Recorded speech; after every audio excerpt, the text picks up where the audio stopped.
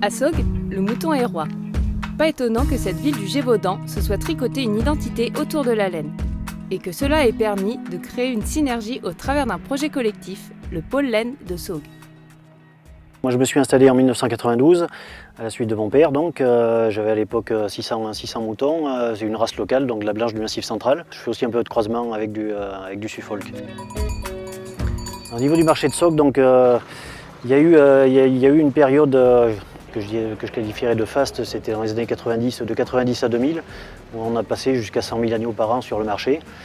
On est arrivé maintenant à une situation où il ne reste pas grand-chose. Effectivement, sur le marché, on est entre 600 ou 700 agneaux par semaine, ce qui est très peu. Mais je pense qu'on peut assister à une inversion du phénomène, parce qu'effectivement, il en reste peu, mais il faut tout ce qu'il y a maintenant pour de la consommation d'agneaux français tracés. Alors, au sein du pôle laine, on est au début, on espère un effet d'entraînement. Pour le moment, on est une dizaine d'éleveurs. Nous, on n'en tire pas, économiquement, on n'en tire pas un bénéfice énorme, mais on est le premier maillon de la chaîne en fait.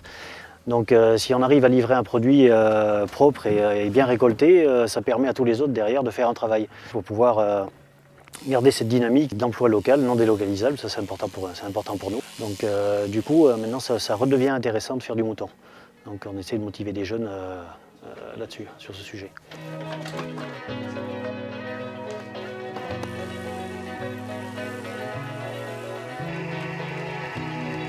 Je suis gérant de la société Laurent Laine. C'est de père en fils qu'on se transmet le savoir-faire puisque je suis la 4e génération. C'est mon arrière-grand-père qui a fondé l'entreprise en 1898. Donc dans l'entreprise de Laurent Laine, il y a 2 activités, on va dire. Tout d'abord celle du lavage, puisque nous sommes le dernier en France à avoir une colonne de lavage. On fait également beaucoup de lavage à façon pour tous les gens dans la France. Même on a des pays étrangers qui viennent faire laver chez nous. Notre capacité aussi, c'est de pouvoir faire traiter des petits lots, c'est-à-dire à partir de 50 kg jusqu'à plusieurs dizaines de tonnes. Donc notre intérêt de travailler avec le pôle laine, nous, ça nous permet surtout de récolter de laine dans de bonnes conditions. Après, en tant que transformateur, nous avons des laines de qualité. On fabrique donc des matelas, des couettes, des oreillers, des surmatelas en bio. Et surtout, notre lavage aussi a été certifié par Ecocer pour un lavage bio. Donc on peut vraiment dire à nos clients qu'il n'y a aucun produit chimique dans notre fabrication. Et surtout une traçabilité, puisque nous achetons la laine directement aux éleveurs et nous sommes les seuls à pouvoir vraiment faire toutes les étapes de fabrication, puisqu'on est les derniers en France à avoir un lavage de laine. Donc nous maîtrisons vraiment toutes les étapes. Le pôle laine, c'est avant tout un pôle territorial de coopération économique.